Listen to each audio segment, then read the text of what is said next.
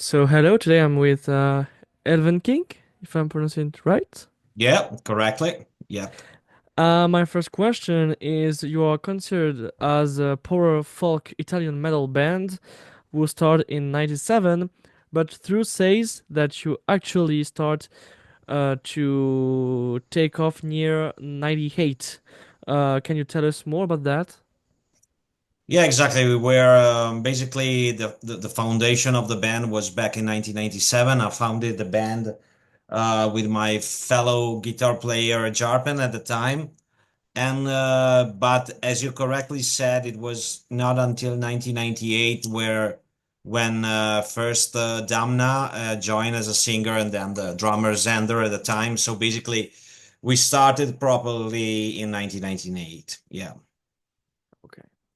Then it all went fast. In 2001, your first album comes out, and JP Fournier made your artwork. Why him? Well, yes, we basically from 1998 to 2000, basically um, we work hard on our songs. We founded a band with the strong idea to create our own songs, and basically we worked non-stop for 2 years creating the songs that then would have ended up in our one and only demo CD, because at the time there were still the demos. We sent the demo out to some record labels, and after 3 or 4 days, we already started to get phone calls from international label wanting to sign us. We decided to sign with AFM Records. At the time, it was a pretty small label, but we liked the enthusiasm they had and the fact that they were releasing some interesting stuff like Edguy, for example. And the Avantasia project was just in the pipeline, so we were convinced to go with them. And about Jean-Pascal Fournier, he designed only our logo because our the cover artwork for our debut album Hidden was done by Travis Smith. That was, yeah, pretty big name. While Fournier did our logo, and he designed our logo. Let's talk about Reader of the Runes, Luna, Yes, your last album. How did the recording process was like? it was pretty strange. Little bit, weird because basically of the COVID-19, because at the time we were supposed to write and record our second album of the trilogy, Reader of the Runes Rapture.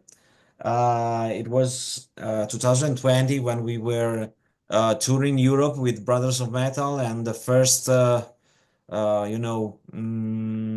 first talks about this virus coming from China was running out. So we had a lot of other things planned at the time, like headliner tours and so on. But once back from the tour, everything was stuck by the COVID-19. We obviously, nobody of us could go out from their own homes, and all the music activities were kind of blocked.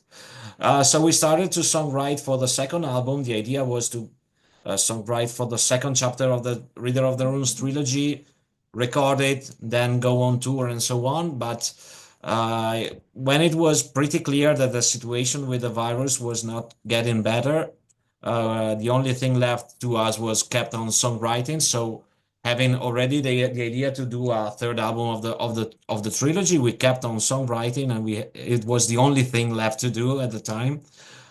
So we basically, in the end, we did a very long songwriting session where we did the songs for the second and the third chapter at the same time. Uh, so once we had the whole song for two albums ready, we decided that it would make sense to record something together. And for example, the drums for the two albums have been recorded at the same time. That obviously was also something that could have saved time, saved money, and stuff like that. So it was a good thing. So we had the drums for the two albums recorded, and then we focus on chapter number two. And then after we tour USA, for example, with Readers of the Runes Rapture, we returned to record the third album. We had already the drums done, but we basically didn't remember the song, how they were, and so on. So we, restarted working on that, and we recorded, guitars, bass, and all the stuff. So it was a pretty chaotic Mm. recording process. Yeah. And could you tell me more about the concept of the trilogy?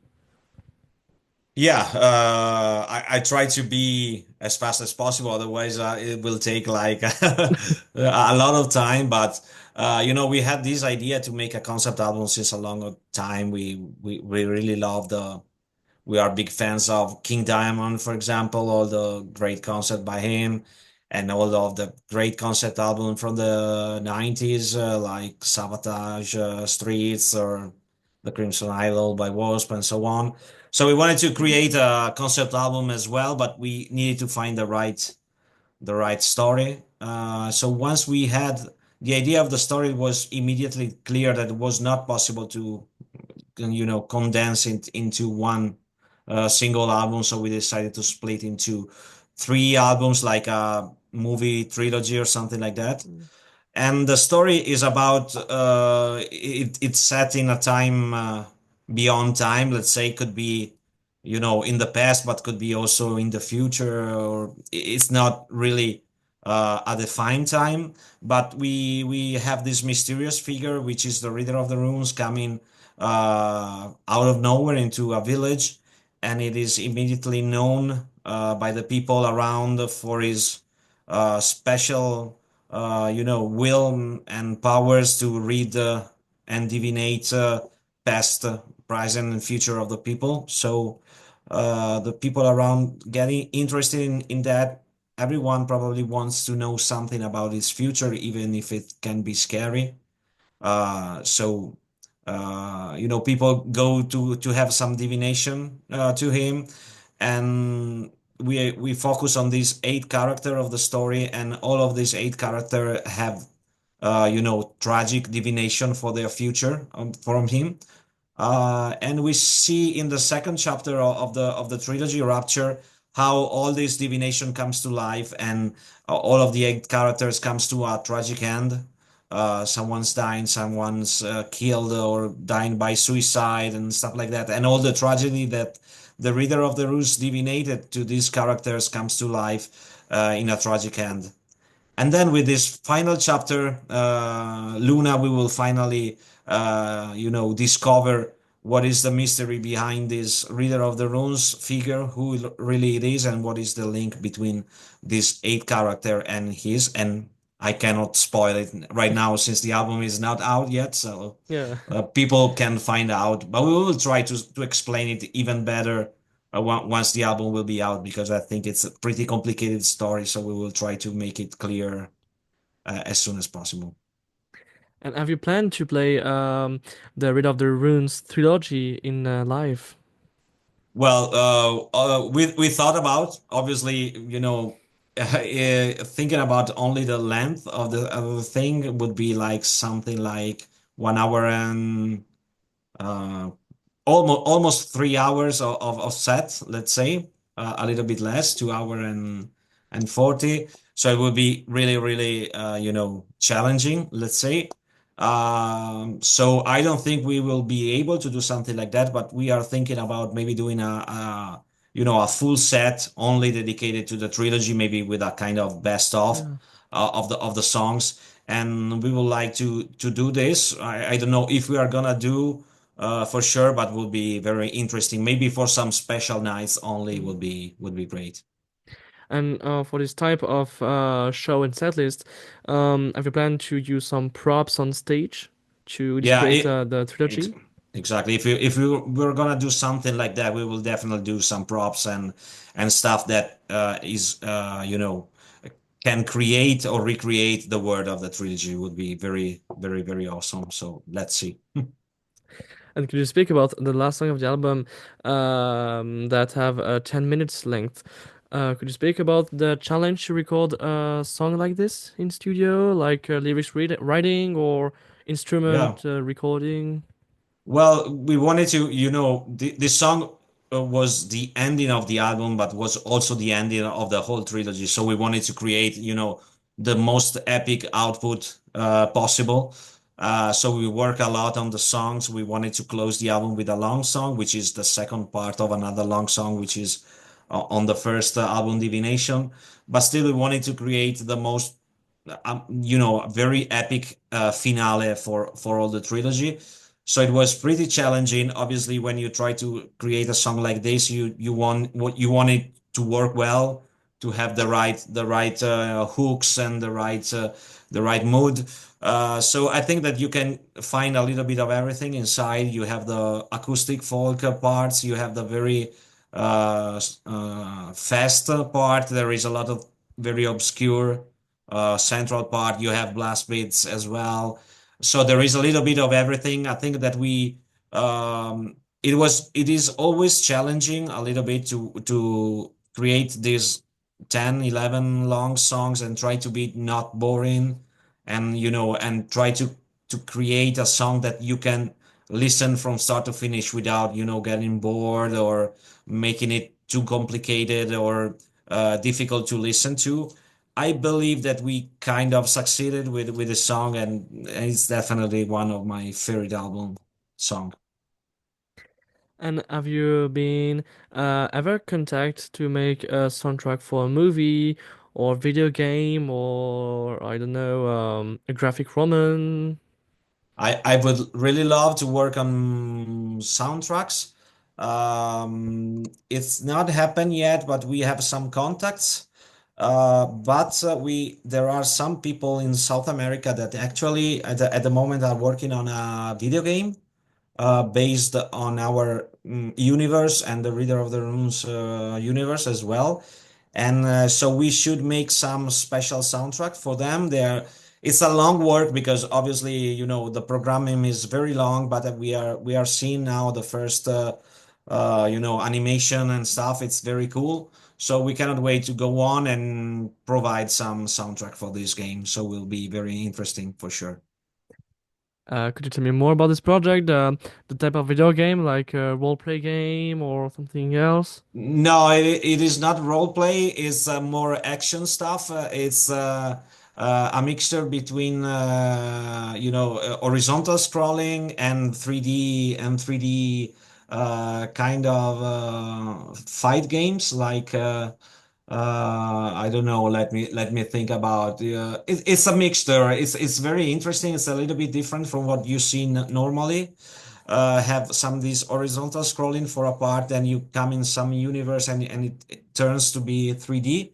Obviously, I haven't seen it yet completely. I've just seen some part of it. It's really interesting. There are a lot of characters coming from the trilogy, coming from the old Elvenking universe, and I believe that also other bands will be, included probably because it's something that has to, in the metal world, could be something interesting. So the people are still working on, so I cannot tell that much so far, but cannot wait to see the result.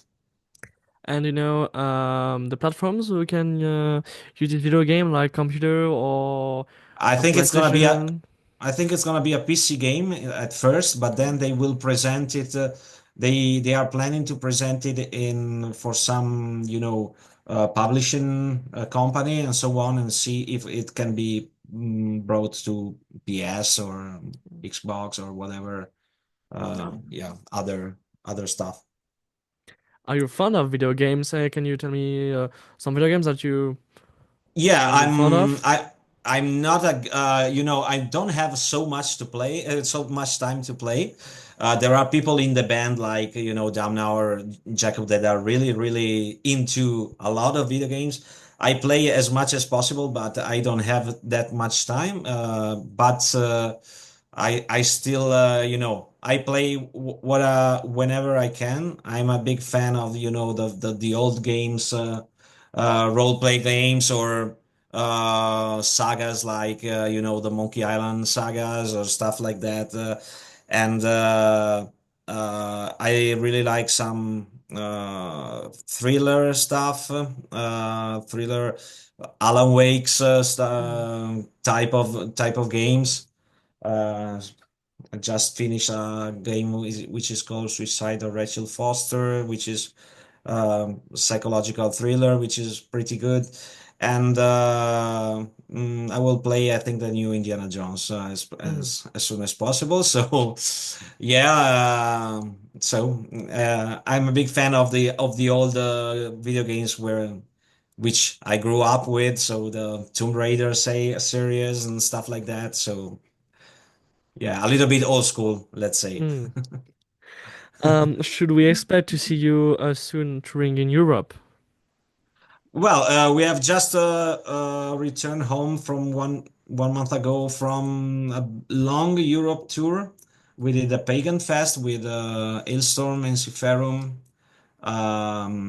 Tyr, and Idefok. So it was more than 1 month touring. We did this big tour before the release of the album, so it was a little bit strange, but we still had the possibility to play the two singles that were just released over the album. And now we are getting some time off because Mm. it was really exhausting tour, really long one. And we will start playing in April again. Then we will do a lot of summer festivals, pretty cool summer festival. I think we will go to Japan then, and then I think it will be beginning of 2026. Maybe we will start with a headlining tour and go back to Europe, or go back to USA where we toured last year, and it was a great experience, and we need to come back there as soon as possible. How is the Italian folk metal scene like at the moment? Is there any? I don't know. I don't know. Well, I don't know if there is a real Italian folk metal scene. There are some bands for sure. Um, there are some big bands like, I don't know, Windrose are very big now. I don't know if they can be considered something like that, but there are some other bands like Furor Gallico or Valork or stuff, or bands like that. There are more, yeah, we are playing a lot with them around. But I don't think there is a huge folk metal scene here. Basically, when we started back in 1997, it was not even existing the word folk metal Mm. probably. Ensiferum released their debut album in 2001 together with us, basically. So it was not even existing, something like that. We were highly influenced by the British band Skyclad at the time, which was one of my favorite all-time favorite band. And from there, I think we were the very first Italian folk metal band, and there are something came out during the last years. Probably there is not a huge folk metal scene, let's say for sure. Mm. Who did the artwork of your last album? It was once again Sofia Dankova, which is a great artist from Slovakia. She's mainly known for his work with Powerwolf. She did all the Powerwolf covers lately, and she did the covers for all the three albums of our trilogy. She's a great artist. We gave Every time we gave her some inputs, our vision, she's immediately able to catch the feeling, the moods that we want to representate in the cover, and she's great in presenting immediately great ideas and great stuff. So she's very talented. So many thanks for according me this interview. Could Thank you you very tell much. us your last word for who listeners? Yeah, I wanted to usually to end the interviews telling that I really hope that the young generation that are living in the Spotify years still can have the the passion to go back to listen to albums as we used to do back in the 90s, maybe starting from the first songs to the last songs, trying to understand what's really inside an album, maybe have also the